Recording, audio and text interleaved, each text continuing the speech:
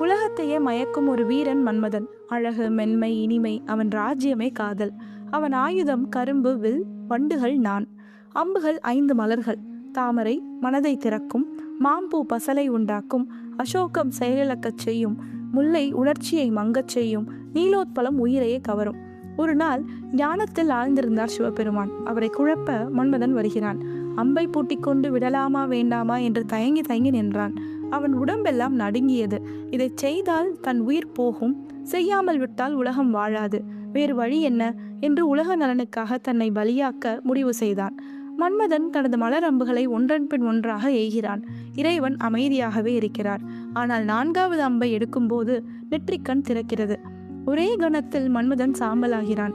ரதி தேவி அழுது கேட்டபோது, சிவன், உலகத்திற்காக நீ அருவமாக வாழ்வாய், ஆனால் உன் மனைவிக்கு மட்டும் உருவமாக தோன்றுவாய் என்றார். சூரியன் ஒரே மாதிரிதான் ஒளி தருகிறது. தாமரை அதை தாங்கும் சக்தி உள்ளதால் மலர்கிறது. ஆனால் சக்தி இல்லாத புழு அந்த வெயிலில் சாகிறது. காரணம் சூரியன் அல்ல, தாங்கும் வலிமையின்மைதான். அதுபோல தட்சிணாமூர்த்தி காமனை அழிக்க வேண்டும் என்று கண்ணை திறக்கவில்லை.